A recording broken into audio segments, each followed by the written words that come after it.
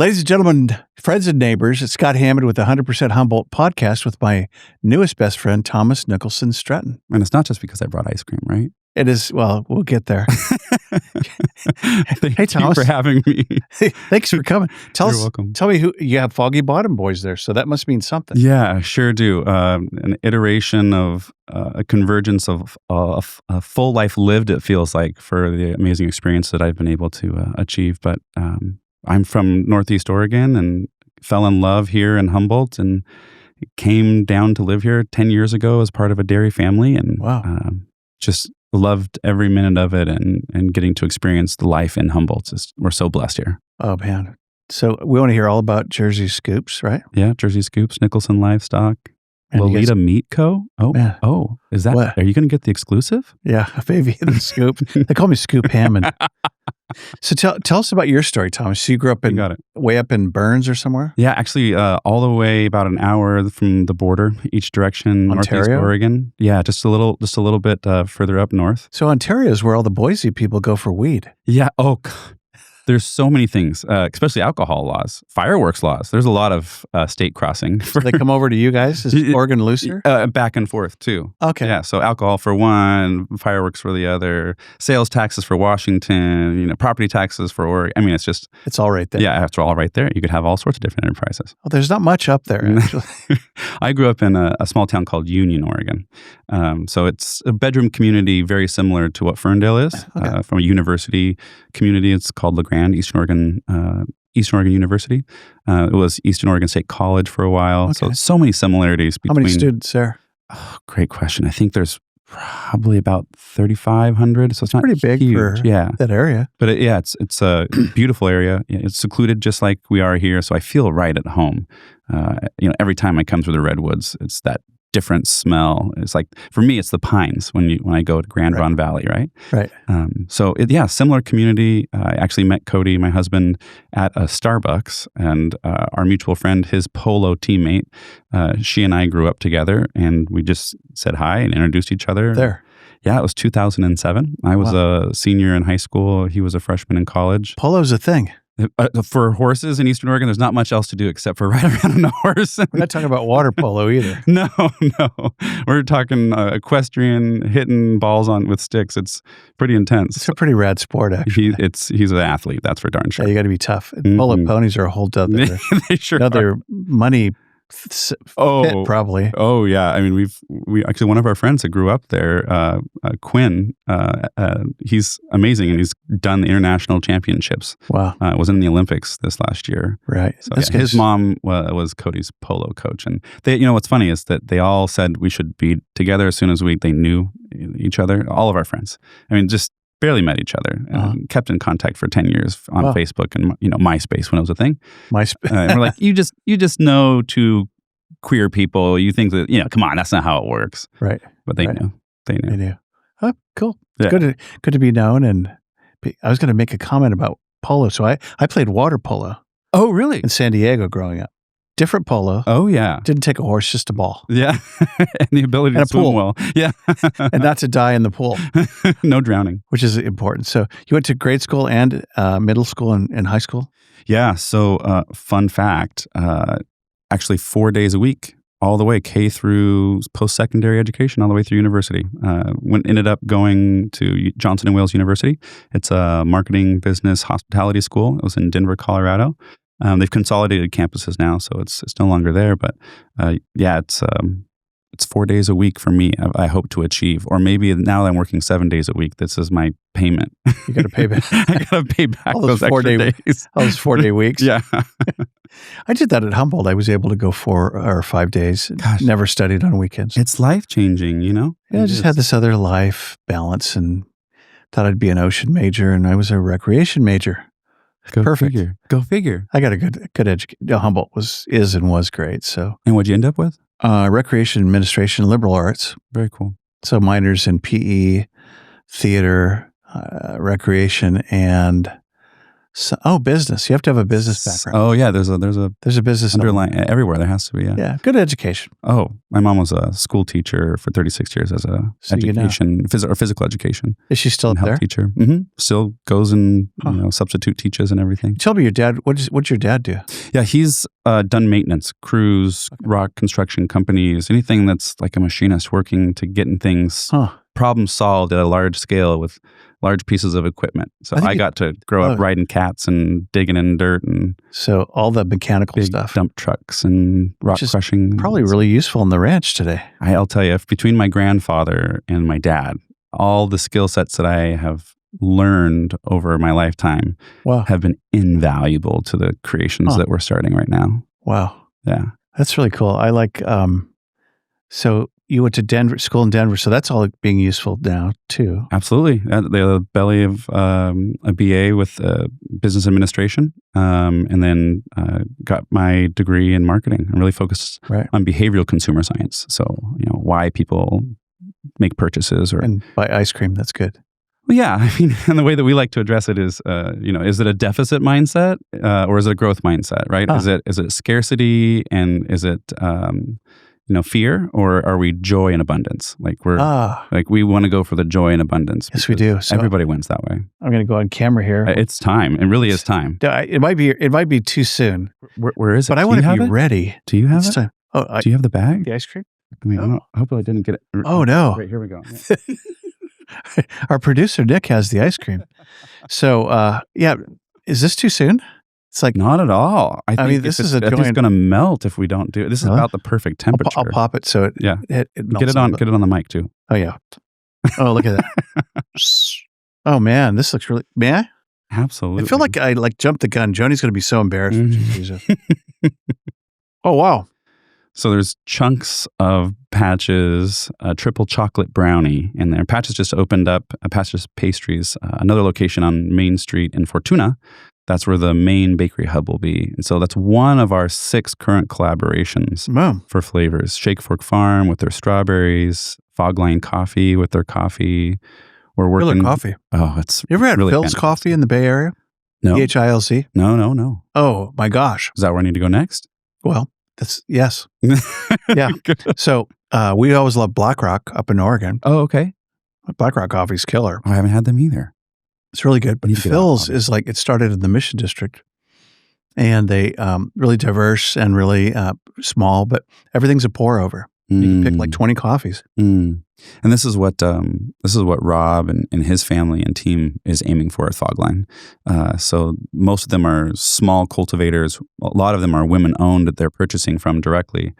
And in the case of the coffee ice cream we're providing, it's called Minka, and it's the darkest roast that they have, but it's actually really light compared to everywhere else. They don't go for that second pop as in roasting as you would do, like Starbucks coffee is, the burnt And flavor. Fogline, are they up in Valley West, or are they the guys? They are Valley West. They're not the guys by the co-op. That's yeah. This is off right next to the food hub, North Coast Growers Association. Speaking of dark, I'll make segue. Yeah, very smooth segue. Scott. Yeah, I had dark chocolate ice cream, and Dick Taylor craft chocolate happens to be another dark chocolate.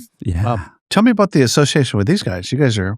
Yeah, we're excited to finish our collaboration. So we've worked together. And I will say, to preface, I wrote a little article with the Impact magazine for Nancy Olson and at the Eureka Greater Chamber.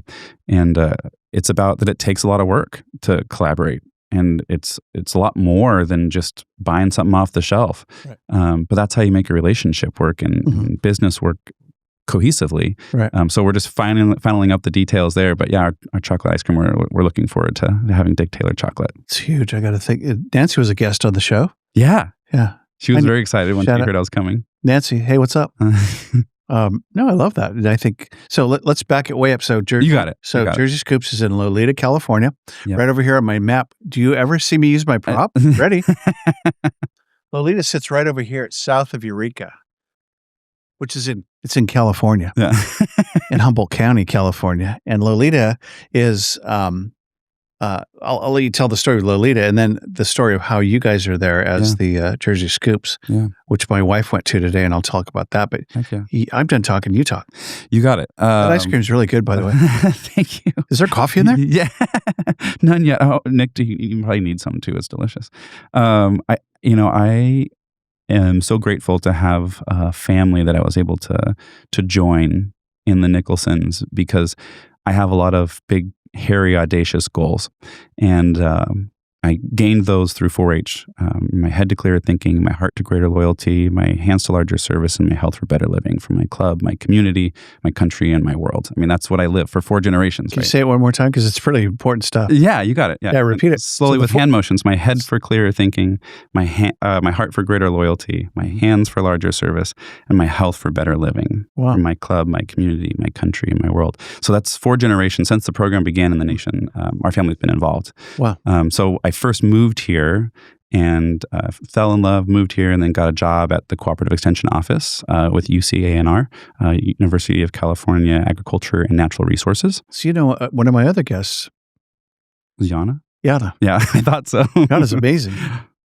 Fire expert. Knows about fire. She knows about it all. She's surrounded by brilliant scientists and is one herself and gets to interface all of the pieces together, which is really amazing to see live and how that works. Shout out to Yana. That's super sweet. Super amazing person. Oh, yeah. And so that was my first experience in Humboldt, right? That family there and Leslie Canifax, who has been a part of the community for a long time and ran that office so well. So what did you do with them before them? So essentially I coordinated the 4-H program.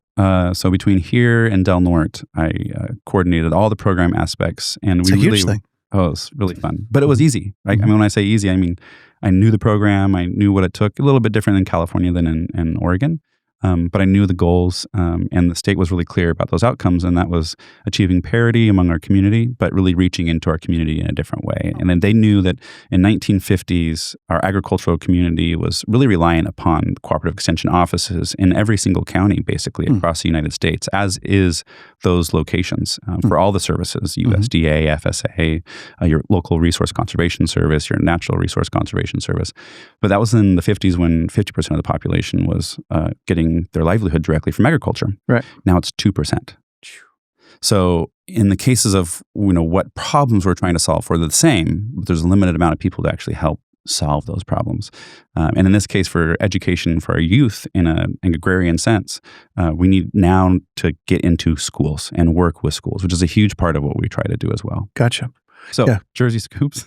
Sorry. Speaking of Jersey I'm going Scoops, all over the place. In Loleta, California. Yeah. Yeah, actually, Cody came in with a goat to that's right. Riadale Elementary when I was he said career day or whatever. Yeah. And the goat was the big hit and it's pooping everywhere. What are these? We no longer have diapers in the house, so when we do those experiences, they're really the goat was a hit. Yeah. Big hit. But so we've taken all that, and super blessed with the Nicholson family taking on all these crazy ideas with us to be able to grow. I mean, where we are as a family, as a dairy, primarily to start, is that we are focused on soil. When we focus on the community below the ground, we know that we're able to impact the community above the ground in a greater way. So say to now at this point, managing just under 1,000 acres and having 10 employees across all organizations, that's 1 to 100, right? So let's make that acre value 1 to 10. Wow. Let's employ more people on the same amount of acreage by creating added value and really building the economic prosperity. And we can do that in a long, slow, organic growth process.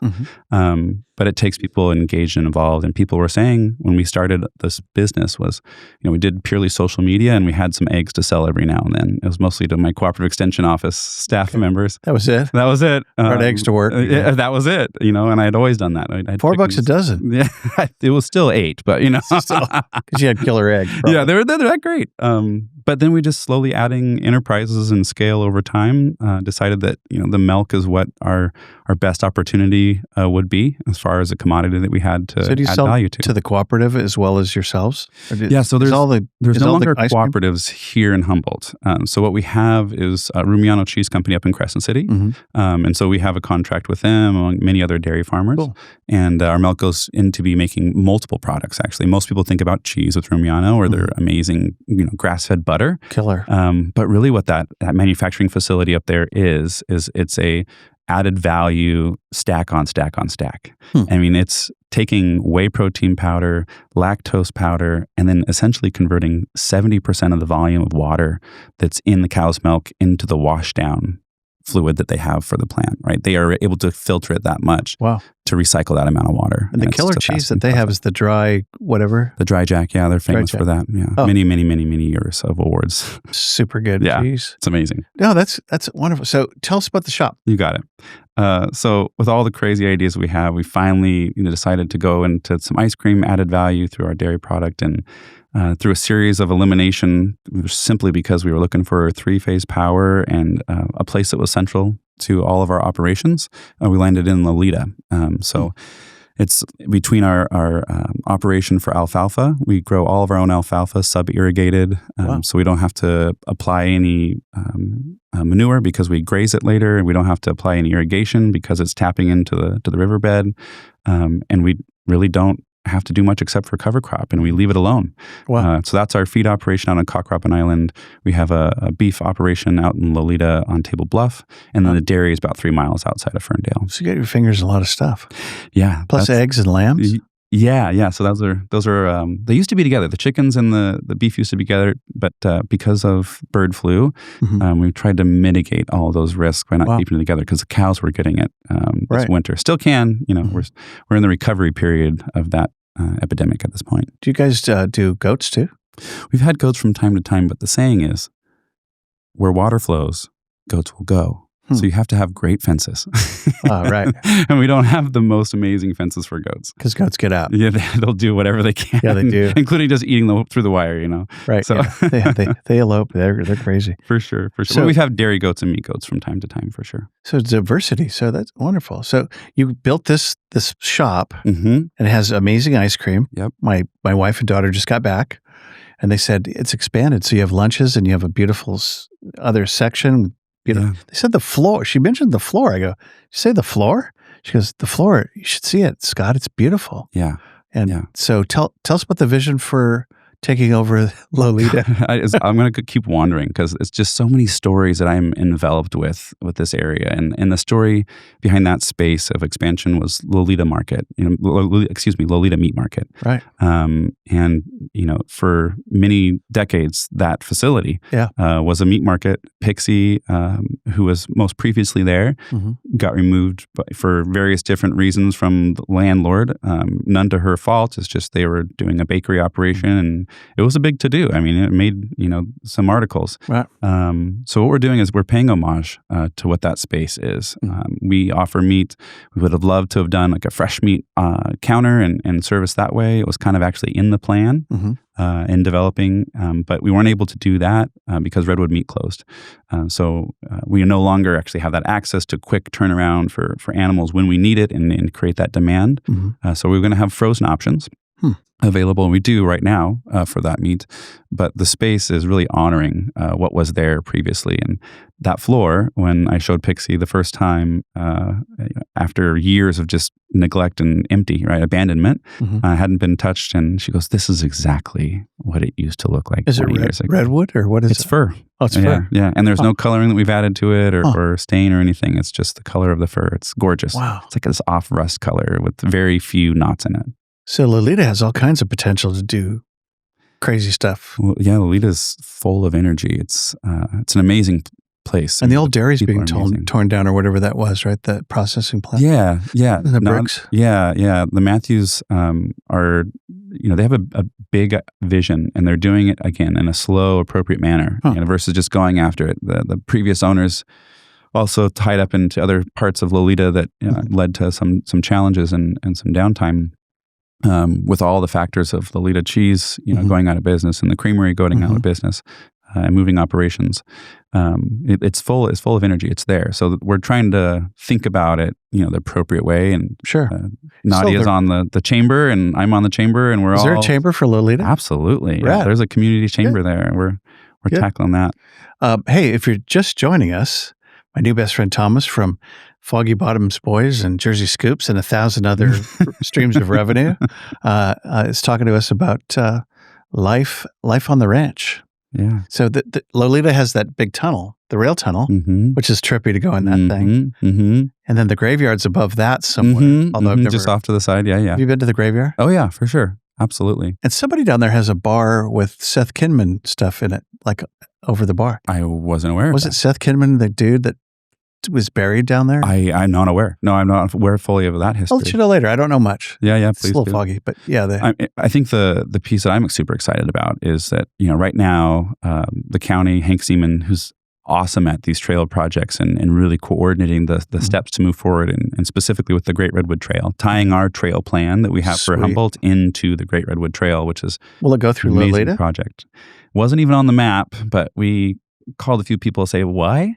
What's going on? Where would it go? At the hill up above? I mean, it was going to go through Loleta, but it just wasn't even on the map as far as a namesake, So we've changed that. Sure. Now we're really trying to make that the Rockin' Center and gateway for so many activities and opportunities for other businesses to thrive. I mean, Cock Robin Island out there has a boat launch. There's beautiful scenic views of the ocean. Wow. There's lots of bird watchers that go out there all the time. Yeah. But you put a kayak out there, ride the tide out and, come back in. It's so many amazing things. Table Bluff Lighthouse Ranch. Absolutely. All the stuff. What I'm stoked, though, is this Great Redwood Trail, the communities come together.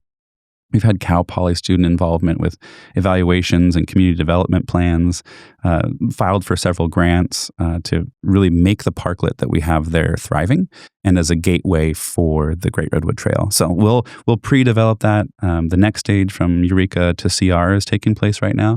And so from CR to Fernbridge, which is what we've identified to want to participate in the development of, we're starting all those conversations of community charades and development. So it's really fun. These are going to be tunnel included.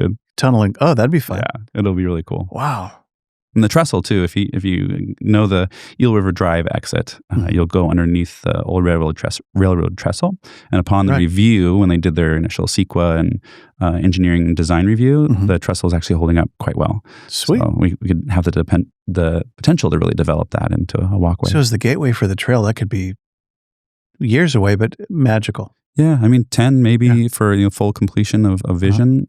Our hopes is everything that we're doing right now in preparations is complete community involvement. I mean, everywhere our Cal Poly students created a map with actual scaled bathroom, parking spaces. Camping? There's potential. We have that there, but it's an option, right? There's varied opinions on all sorts of different things that should be input. But essentially, we'll have everybody participate, put on the map where they would think something could go. And in considerations of engineering, plumbing, electrical, or otherwise, we'll see where everybody's lines up and try to present that as a potential plan for folks to go forward. So strategically located. Yeah. Yeah. Because people know how to use our community, right? I mean, there's been some changes from where people park and the directions of the roads and all the above, and there's various opinions of safety and actualities, but to get that information is invaluable, and our community is very willing to participate. How big is Loleta, California? I think we're like 600 to 700 people within the proper. Super small. But we're not a municipality. I mean, so we're within the county. Right. We have a utility services district. We have a lighting district. So we get to work together cooperatively. Who does the water? So we have a new group, essentially, whole staff turnover. They're just amazing. We were really scared there for a while. Who are you going to get? I mean, this takes for a while, it was very detailed. We had a gentleman named Manny who was amazing. Shout out to Manny. Manny, the water guy. He's so much more. And I mean, really just a very amazing, brilliant guy, and led the steps for us to pass a little levy for us to increase the size of our sewage treatment and upgrade it because it's extremely old and outdated. But yeah, what we've got going on there is people willing to work with us and community members that know how to utilize the infrastructure we have and the plan that we have moving forward. So that's super exciting. So tell me more about your involvement with Eureka Chamber and Nancy and the group that's called Leadership Redwood Coast. This is like the 4th year? Third year this year. They're planning the 4th already for next year. Wow. The concept between her, Susan Seaman, and an awesome gal named Allie, who's now moved out of the area. They developed this concept that Nancy had done several times before in larger communities, but is time old. I mean, really, just bringing potential leaders, people that are growing into leadership roles, together, and people that are willing to pay money to get that experience. And this experience for us was, and this year, going up to Pelican Bay Prison, talking with the managers of the city and the Tolowa tribe about the collaborative project that they have going on in the parkway there, really engaging deeply with inside of the economic development side, in the Nature Conservancy, the Redwood Nature Conservancy. Is that right? Redwood. Anyway, it's the foundation. Saul up there is amazing. Sure. And he helps with the Redwood Parks Foundation. Mm-hmm. And so learning about how that all interacts was very eye-opening. I traveled up there once a week for 4 years with the 4-H program. So very familiar with the community and all the people, and love that space and what they are trying to accomplish. And it gave me a whole new perspective. We were in Willow Creek last week. We're going to Garberville next week. We have a coastal trip coming up in July. It will end on like Shelter Cove down that way. I don't think we're going that far. I think we're like I know for sure that I'm always a stop. I've been a stop in agriculture. Oh, right. For the last 2 years. But this year we're going to be out on Cock Robin Island talking about our carbon sequestration project that we're participating in. So who's going to lead that? Will you lead that or be a student? I'm going to be a student, let Cody lead it. I'm sure I'll have something to say. Raise your hand and object to something. Just give him a hard time. On the daily.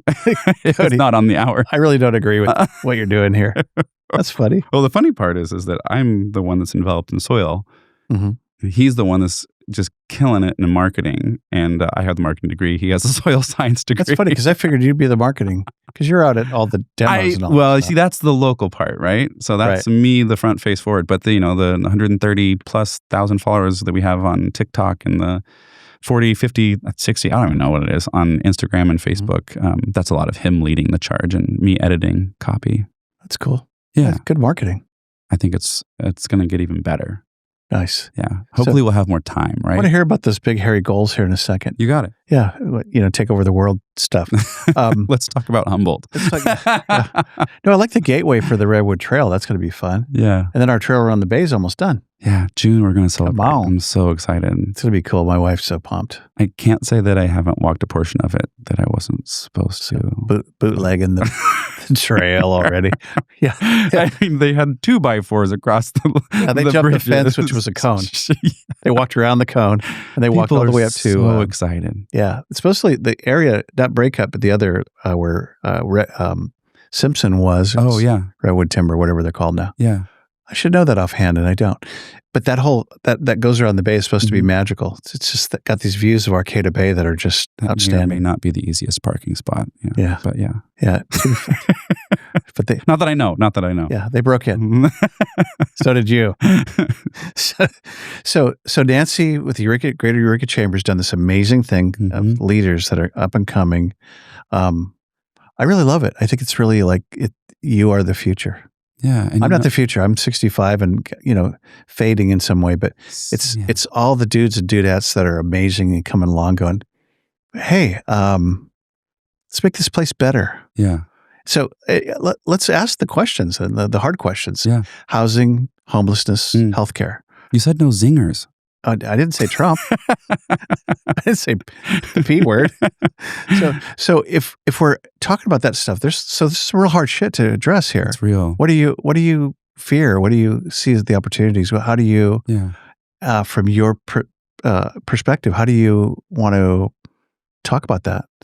It's a place where I think the intersection of economy, commodity, and resource is an opportunity for us to engage together. Something I haven't spoken about yet, but is Redwood Region Rise, which was spearheaded by North Edge, formerly AEDC. Right. And is that Ross? Yeah, Well, yeah. Russ is cool. Hey, Russ. Yeah, and Susan Seaman and Pam. There are lots of folks that are great there. Yeah, they're great folks. She knows wine. Does she? Really? Hey, Pam. I'll have to let her know. She's tell her that she knows wine. Do you really know anything about wine? No, she's a sommelier and she's amazing. Oh, really? Wow. Yeah. Oh, And Susan Seaman's amazing. Is she still on the city council? She's not. That's when I first met her. I was doing a youth program here with 4-H and CR and got to do a little tag along for a moment. So I just know that, the people that are here and the projects that we have in front of us and this project specifically, Redwood Region Rise, was a different approach.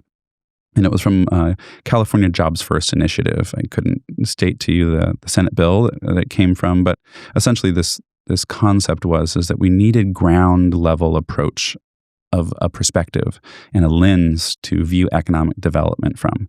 Because from the translation of what business is at the large scale and economies of scale, where you're moving hundreds of thousands, if not millions of dollars in efforts to move the needle for maybe these needs that the community has, or from the unfortunate side of greed, right? You're missing what that connection is. And for me, from a non-economist perspective, I don't claim to be, but in the essence of resiliency, if we do have a gap between those places of our indigenous folks, our BIPOC folks, if we have a perspective on poverty in any race, if we see those things as being addressable by a blanket, you're never going to achieve anything. And it's really trying to identify those communities' need states and helping them discover what those solutions are and those resources, in my perspective. And that echoes what Mantova said last week. He said homelessness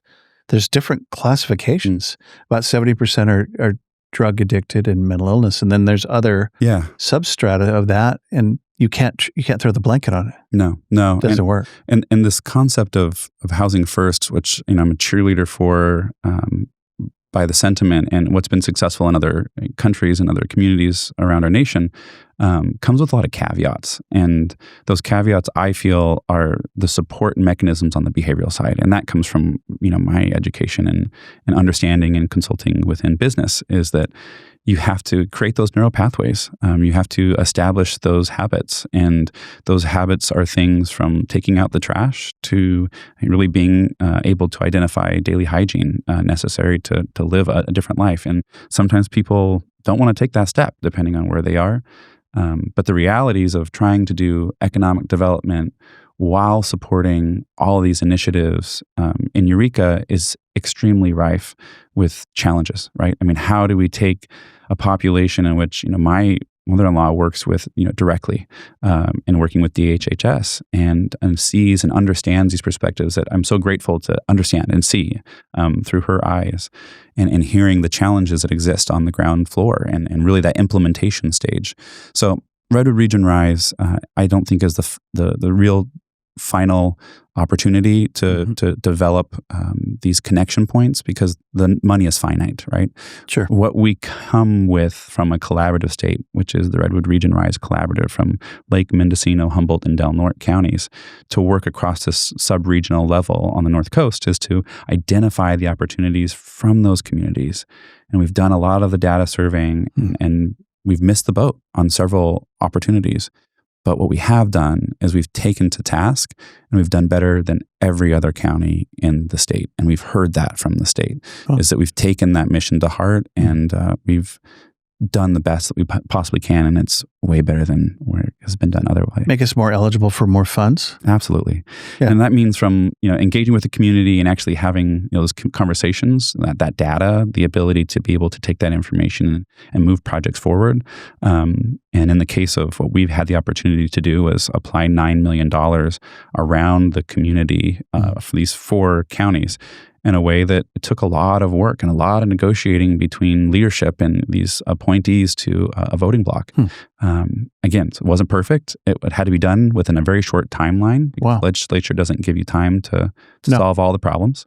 But I'm really proud of the work that we've been able to accomplish. I was a business owner that participated and joined in, and was just super happy to be able to provide my perspective. But a lot of the organizations are SBDC or food hubs or cooperatives of small businesses, other agriculture and engaged and involved, or economists, right?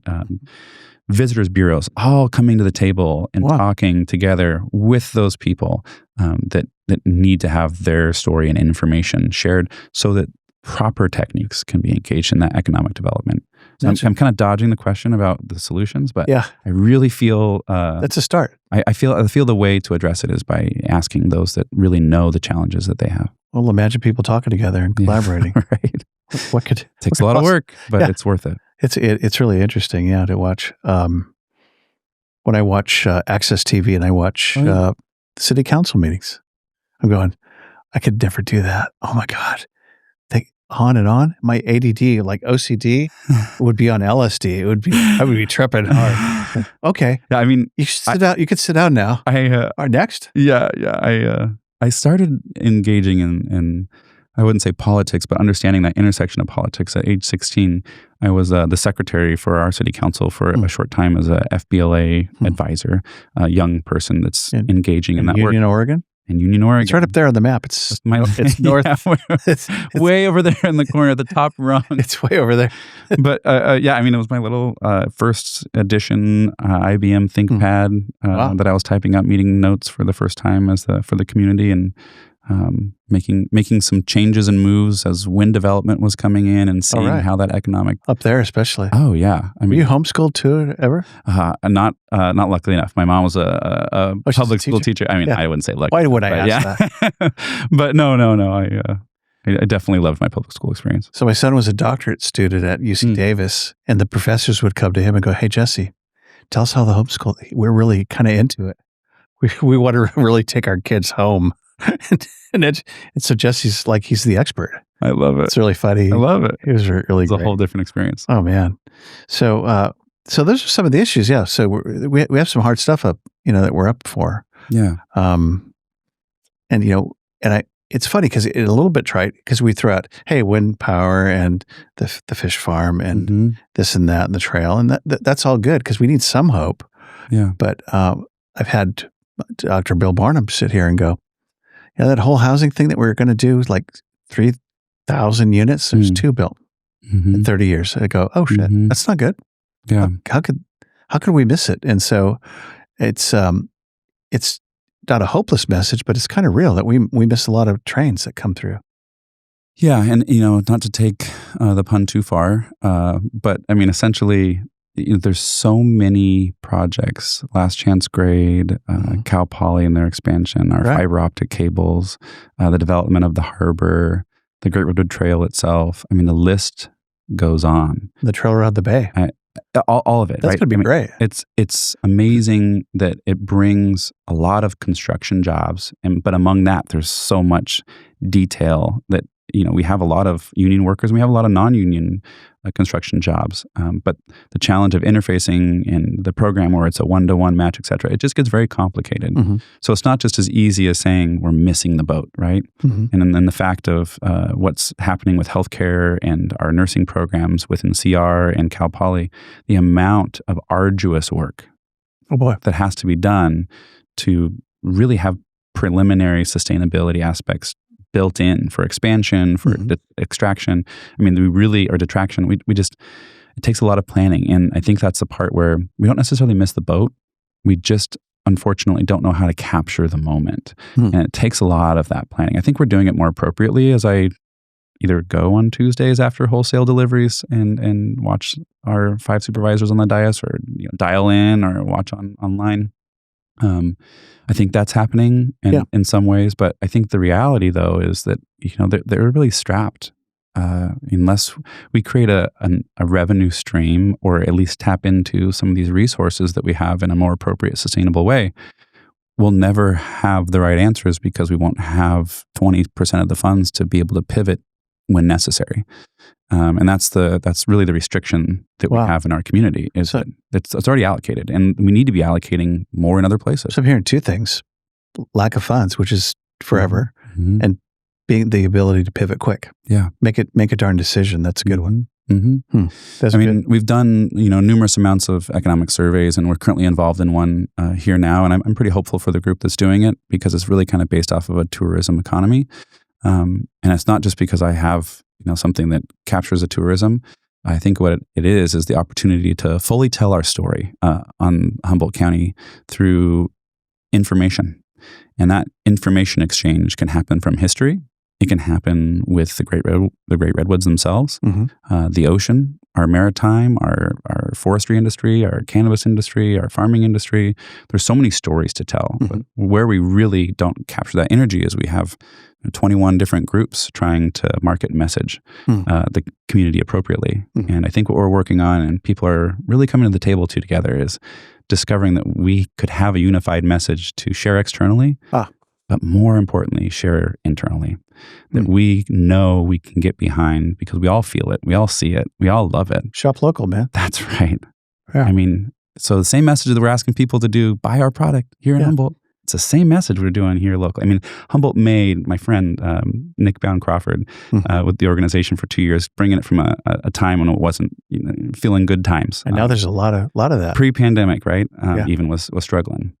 But what we're seeing now is this resurgence of the organization and some leaders that are trying to really help share what we have the potential to share outside of our community. What's the store in Fooddale that the Journal owns? Oh, NCJ. The hometown store. Yeah, that's kind of that a little, right? Oh, yeah, it's the flavor, right? So literally all of these individuals that are makers and confectioners and artists, they have the space that they can provide under consignment, right? So it's Sealed bank, low, right? It's a bank of Loleta. Yeah. I think it was a bank of Loleta. Yeah. Yeah. And Cody's grandmother actually worked in that bank for some time. She's worked in all sorts of different banks. Sure, yeah, absolutely. Whoa. Is that it? First time my phone has ever been turned on and went off. Oh. How embarrassing. What a faux pas.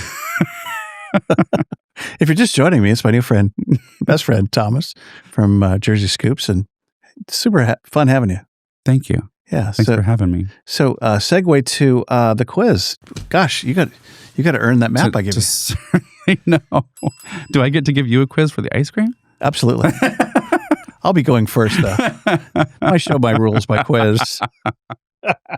So, question number 1. You have a full day to do whatever the heck you want in that county. Oh, and 9 a.m., 9 p.m., go. What do you do? No, money's not an object. Yeah. Nice. And I'm going to have a scoop of ice cream. Please. I don't want it to melt too much more. It's not going to be the same. It's kind of bothered you. Yeah. I kind of like it when it smells. Did you see? It was good. Good. It's a good experience either way, I feel like. But, it changes on the daily. I was just out in Willow Creek last week. This is amazing. My husband grew up partially out there in many different places. He's grown up in the county. So he has an experience that I seek and often ask questions about because I'm always up and down delivering all across the county and up into Del Norte and down into Mendocino and over to Shasta. Cody's cool, by the way. Really nice guy. He's the best. He's very understated and he's just Mr. Mellow. Yeah. He'd rather be that way than out doing what I do too.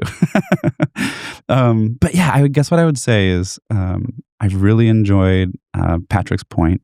I've enjoyed the Redwoods up Last Chance Grade, the state park up there in Jedediah. So that's unfortunately in Del Norte. But here we are. I can see Del Norte on your map, so I feel like I'm still answering. And then probably going and walking the New Bay Trail, stopping in at the ice cream shop there, living the dream. That's what we did. Stop at the co-op then and have dinner, and then maybe end up back checking out the swallows that have just migrated back from Mexico in the spring. If we're talking about right now, sure, they just came in a couple weeks. Yeah, they just came in a couple weeks. Are they ago. Here? They're built nests completely built, eggs laid. Crazy. Yeah, and they do migrate. Mm-hmm. I guess you don't see them in the winter. Mm-mm. Yeah, there's a day when they just all show up. So you're going to do a whole day of travel and hiking and fun. Yeah. And there's so much more to do. I guess that's just my pick because I really want to go back up to Willow Creek now. We just found out that Bigfoot was real. I don't know if you found that out. Yeah. Oh, yeah. Bigfoot's been real for a long time. Well, I just found out, and I didn't know, that a Bigfoot is actually a female of the variety, which of the The Bigfoot variety. Well, yeah. What do you, variety of what?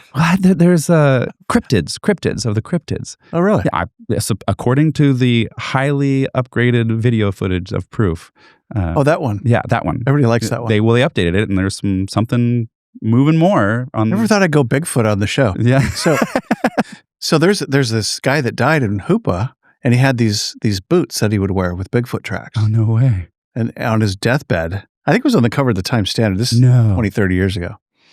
He fessed up, Nick. He told the truth that he was propagating the Bigfoot legend, but doesn't mean there's not a Bigfoot, right? No, not at all. Maybe it's both. I was hearing from the guys up there that it's for real. I mean, they can see depressions from the back. My son is convinced at a 6-year-old. I mean, it's man. Bigfoot and Siren Head for him. So of course. I think we need to be out there. We're going to go to the museum so we can see it. You can see it. Yeah, you haven't seen it yet. You heard it here first. Bigfoot's real. And I have some sort of a scoop story that you're going to tell me, forgive the pun, that you guys are going to build something amazing in Loleta. I want to hear your big dream when we're done here. Oh, you got it. Yeah. Question number 2. What's your big dream? So, the big dream for us is that everything we want to do, and it's not just on the frozen goods, everything that we want to accomplish within our own enterprises shouldn't just be for our business. And we hope to continue to work cooperatively that everything we produce can be processed here locally. So our fiber, right now with Lost Coast Spinnery at Fernbridge, we can now take from raw wool all the way to the final spun yarn and soon to be a loom and hats and socks and all sorts of things. Same thing with our lost meat USDA processing. Mm-hmm. There's sites been identified of multiple opportunities. Mm-hmm. We've applied for grant funding. There's Redwood Region Rise funding that North Coast Growers Association has applied for and has some funding for to do feasibility studies and make that possible either here or in Del Norte. There's some awesome opportunities up in Del Norte as well. So that keeps it really here close and local versus the economic demise of having to transport that product everywhere and back again, which is what we're doing twice a month, which is challenging to go to Wairika. I get to go do a 33-hour trip for all the pickups and hauls and backdrops and like cross docks and everything. That's next week. Yeah, Tuesday through Friday. That's long. That's the I-5 is fun. It's straight and narrow, right? Well, I'm convincing myself. Yeah, tell yourself that the weather will be better. Right. But yeah, and so the dairy are a small processing. I'd hope to grow that eventually in the future. Mm-hmm. But there's lots of moving parts and lots of pieces. I think that we can collaboratively work on. And another example of what these big, hairy, audacious goals is finding those resources, identifying them, and starting to work with the champions to make those things happen. I mean, literally, what we use in our ice cream as an emulsifier is from brown seaweed. And I'm saying it out loud. You just ate it. You didn't realize it. But it's a naturally occurring product that we can grow and do grow. Right here in Humboldt Bay. In the Bay. So why don't we have a little burner that's extracting that and turning that into the powder that we can use not just for our product, but for multiple different product applications and having those small industries. Yeah. So that's what we're hopeful for. And what I see is that people are here for it and always have been, right? That's what we've back to the land, just starting up farmstead kind of attitude from Spring Hill Farmstead, goat cheese that we use some of their milk for our ice cream. It's the lemon lavender. Oh, wow. I mean, you just name it. It's all here. So farm to table stuff. We can do it. And we do it, better than anyone else. Mm-hmm. Number 3, I think in the nation as far as local food consumption at 20%. And we're getting better. That's pretty good. It's really awesome and the nation, not in the state. That's what I've been told. That's amazing. Yeah, it's something that if you see the potential and it's there and you hear it from folks like me and others that want to repeat the good news, we can actually do this. It just takes a little bit more work and some more elbow grease, a lot of time. Right. Gotta hustle. Gotta hustle. Question number 3, and then you could quiz me. Okay. I can't wait. I've never been quizzed. So question number 3, where do you go to dinner? If you're going to go to dinner out, cook dinner in, what are you having? Where are you going? For sure. Cody's an amazing chef, I would say. Huh. So we do a lot of cooking at home. We haven't done as much as the cooking that I was used to when I first moved here 10 years ago, when we didn't have so much going on. We were able to take weekends, etc. We weren't working 7 days a week, but So that leaves us to a few options. We really are an Eel River Valley family. And so often what we experience is in Ferndale and across the bridge. So Ivanhoe's open again? Ivanhoe's opening again. Haven't been there yet. We'll definitely visit. The VI with Lowell and Daniels and Jenny Oaks. Hey, Lowell, what's up? They just sold. Wow. Yeah, new ownership. So that's exciting to see that change. That's a cool place. We go, all of our family dinners that we do, Grandpa takes us there. That's the one I was going to get to. Really? Yeah, 2 years in the cantina. Yeah. So you know Glory. Glory and Jennifer. Yep. Yeah, they're super awesome people and are making authentic product there for our community and just really creating an economic driver that wasn't there for a long time. Tequila license now. Yeah. So dinner, you're going to go, you didn't really define it. Where are you going? What are you having? If we were to cycle through, and again, just really referencing, we go a lot of different places, a lot of different times. We don't get off across the bridge very often. At least Cody doesn't for sure as a family. So it is Tuyas. I mean, we really just we go there and. So you love Tuyas? Okay, you did say that. Yeah, it's easy. Yeah, and, it's always consistent. And she's super cool. They're very super cool people. Seriously, wow, this thing is killing me. First time it's ever went off in a podcast, and now twice. I think I'm special. Yeah, you are. Yeah, it's turned off. Good. Sorry about that. Hey, what else you want to talk about? Well, how did you end up in Humboldt, Scott? Good question. So sorry. Oh, wait, here. Question number one. How did I wind up in Humboldt? Yeah. So my friend, I was just talking to Philip, lifelong friend. He and I were roaming the streets as feral hippie children. We were in this rural part of San Diego called National City, lower blue collar poor. We're poor kids smoking weed on the streets, and we wound up in a career center at Sweetwater High School, one of the oldest 3 high schools in San Diego County. Oh, wow. And this is 1977, maybe. And this very hot, beautiful Charmaine worked in the career center at night. So we just kind of wander and, hey, what's up? We were looking at the microfiche with her, and she's amazing. And the school looks pretty cool, Humboldt. And the school looked cool, too. Yeah. And Philip goes, we should go. We should become rangers and drive 4-wheel drives and smoke weed, and let's do it. And I'm going, and I have really long hair, longer than. Oh, really? Like way longer than, it's hard to imagine. I was voted most beautiful hair. Wow. Blonde streaks, the whole nine. I was really a bag of chips. Large school like that, damn. Yes, I was hardcore. And then kids and drugs, I'm finished. So Philip wound up getting his girlfriend pregnant, and I wound up with a father that drove my butt up to Humboldt State and enrolled, and the rest is history. Met Joni, met Jesus, met sobriety, and met a degree in recreation administration. Amazing. All in a very short period of time. And and 9 kids later, here I am, hanging out with you. Second question. Number 2. If you were recreation, and not everybody follows their path from college, which somehow I seemingly ended up doing since 9 years old, wanting to do marketing, watching the California Raisins commercial and wondering why I wanted to eat raisins all of a sudden. How did you jump from recreation to what you're doing now with insurance? That's a good question. We got pregnant. So Jacob, our oldest, who's 41 now, is he's a dad up in Medford, and I was working in recreation Arcata Parks and Rec up in the Redwood Forest, and one of the kids' moms comes up and goes, "Hey, we're hiring for I heard you're looking for work. We're hiring for a radio rep to go sell ad time, and got to meet Carlos. He's super cool, and we pay and medical benefits." And I go, "Oh, heck yeah!" And met Carlos, and it was an old it was called Garcia's. It was where the Salt used to be in Arcata downstairs. Oh, okay. It was Mexican. They had a place that was great. They had a zapato burrito, which means shoe, as big as a shoe. Whoa. We had a burrito, and he goes, "You want to do this?" I go, I got my blue corduroy sport coat, $1 million man. And I said, I think I would. I think I could do this. And did very well for a year, and then wound up 20 years in newspaper. Wow. Another 10 at Cox Cable, which is now Suddenlink. Right. All in sales and sales management. And then 11 years ago, I drank all the red Kool-Aid I could find and started a State Farm agency at 53, which is unheard of. It's like, we're really afraid for you. We were going to say something. You probably shouldn't. We were really freaked out, man. You're at 53. What are you doing? And amongst my life decisions, one of the best ones I've ever made. It's just really, it's a cool thing being able to be there for people, and a good neighbor that empathizes and cares. And they don't care how much you know. Yeah. They know how much you care. Yeah. And so it's been a right. fit. And the weird thing is I became my dad. My dad was an insurance agent in San Diego. Oh, that's funny. And at 53, I go, oh, shit. He had it figured out. I don't want this DNA, but sometimes the DNA will come and get you. Yeah. Oh, sorry, kids. Yeah.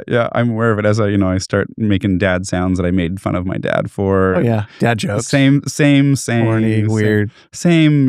Just like looking at life a little bit differently. So it's unavoidable. Yeah. I mean, I grew up with all of my family with love and compassion, but my father foremost. I mean, really just provided that space and safety. You're saying he was a music guy and a worship leader? Yeah. So still a music player? Oh, absolutely. Yeah. Plays guitar and sings.